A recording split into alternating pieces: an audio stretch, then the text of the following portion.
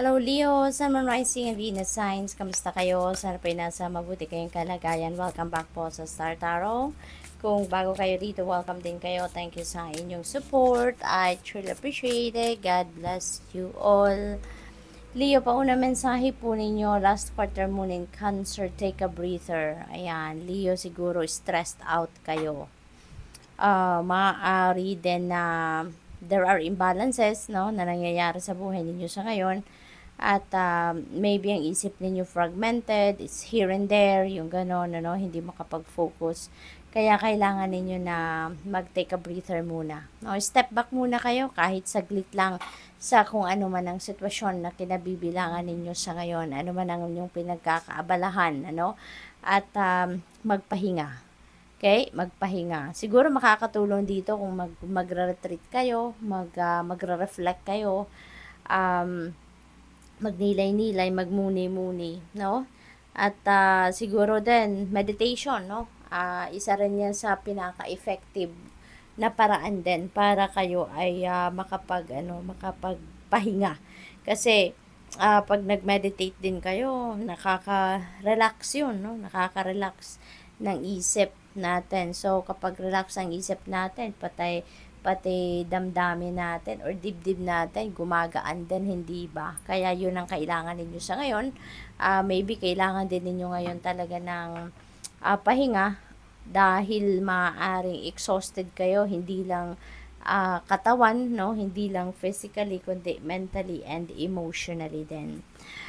We have New Moon in Virgo, trust all will be well. Ayan. So, wag na kayong mag-worry as much as possible, ano? Wag na kayong mag-alala sa mga bagay-bagay, magdasal na lang at maniwala na things are going to change for the better. Okay? Sabi dito, trust all will be well. Magiging maayos din ang lahat. Magtiwala ka lang, okay?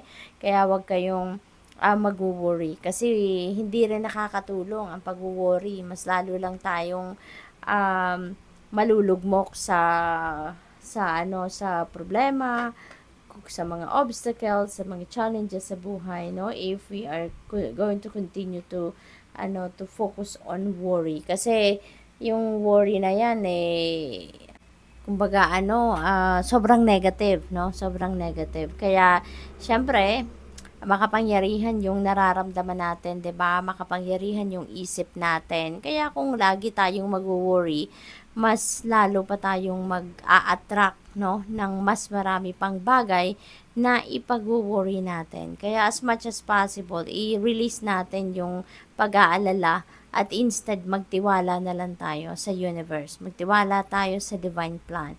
All will be well. Yan ang promise sa inyo ng spirit, no?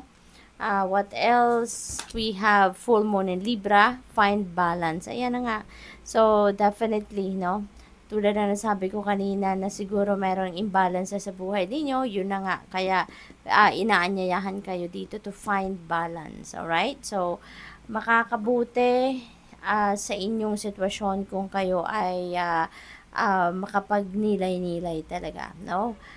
So that you'd be able to figure out what are the things that you really need to focus on, what are the things na mabuti at yun na lang ang ikip ninyo sa sarili ninyo at kung ano yung hindi, no? Kung ano yung hindi naman makakapag-serve ng inyong highest good, then you better let it go. Okay? At saka bigyan niyo ng oras, no, ang lahat ng areas ng buhay niyo para wala kayong maneglect, para lahat ng areas ng buhay ninyo na bibigyan ninyo ng pansin, makikita ninyo agad kung alin yung may problema, alin ang dapat may aayusin at hindi na nagtatagal, 'di ba? So what else? We have last quarter moon in Pisces, talk less, feel more. Ayan. So, mas maganda na makiramdam talaga, na pakiramdaman ninyong maigi ang mga kaganapan sa buhay ninyo, no? Sa sarili ninyo. Kasi kapag lagi tayong busy, no? Pag lagi tayong may ginagawa, lagi tayong busy, preoccupied, yung isip natin, andar din ang andar, 'di ba? Tumatakbo din. Sabihin na natin 1,000 RPM ang takbo ng isip natin. So parang mas kung ano lang yung nandiyan dyan sa surface. kung ano na nasa harapan natin, yun lang napapagkaabalahan natin. At maring na-overlook natin kung ano ang nasa loob natin, kung ano ang ang totoong nararamdaman natin. Kaya, talk less and feel more, no? So, kailangan nyo talaga dito na to spend time by yourself, no? Me time ang kailangan ninyo dito, Leo, para kayo ay makapagmuni-muni, okay? There are so many different things siguro na kailangan ninyo ditong pag-isipan din. Full moon in Pisces, forgive. Ayan, so siguro isa ito, no? Na kailangan ninyong pagdesisyonan sa ngayon. Kasi siguro meron kayong hinaharbor na galit sa puso ninyo, meron kayong mga katampuhan, meron kayong mga kaaway, mga ganon, ano? At siguro isa din ito sa kailangan ninyong pagdesisyonan, pag-isip-isipan, no? Kung handa na ba kayong magpatawad, 'di ba? Or if you are going to consider to forgive those people who have hurt you, kasi isa din 'yan, no? Isa din 'yan sa nakakapagpabigat ng iniisip natin at ng nararamdaman natin kung meron tayong galit sa puso or may tampo, yung ganon. So, maybe kailangan na ninyo ngayon na mag-forgive so that mas maging magaan ang inyong pakiramdam at makapag-move on na din kayo. Full Moon and Leo, go wild. Ayan, go wild. Sometimes, kailangan natin ng ganito. Yung bang mag-embark tayo on an adventure, subukan natin ang mga bagay or situations na we've never tried before, no? At yung parang ano to yun yung siguro opportunities na nandito rin sa inyo na parang iniimbitahan kayo na subukan ninyo ang ibang bagay naman, yung mga bago naman, yung lumabas naman kayo sa inyong comfort zone. Kasi maaaring panahon na din ito para mag-grow kayo. Panahon na rin para tawag dito, mag-evolve kayo into the best version of yourself, 'di ba? So, what else? Kasi kung lagi lang tayong nandyan, mag-i-stay sa comfort zone natin, hanggang dyan lang tayo. Wala tayong mga bagong matututunan, wala tayong madidiscovering mga bago, yung ganon.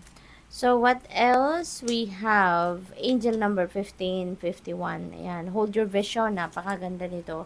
Hold your vision kasi nandito kasi kayo sa high energetic frequency, no? And you are about to manifest kung ano man yung gusto ninyong ma-manifest. Katulad na lamang ng abundance, pera, prosperity, yung mga pangarap ninyo, yan ay maaaring mangyari na ngayon, mag-unfold na sa buhay ninyo. So, sabi dito, focus on the good and maintain your concentration on the outcomes you desire. No, yun ang i-imagine ninyo, no, kung ano yung klase ng realidad na gusto ninyong makita or ma-experience sa 3D reality ninyo instead of worrying, instead of pag-aalala, instead of pag-anticipate ng mga problema, yung mga gano'n. So, doon tayo sa kung ano ang mabuti at kung ano ang maganda. So, it's time to put your faith and time into your ideas and pursue your goals with all your might. You have such a beautiful and courageous and brave spirit. So, embrace it. Good luck. Thank you for watching. Love and light. Namaste.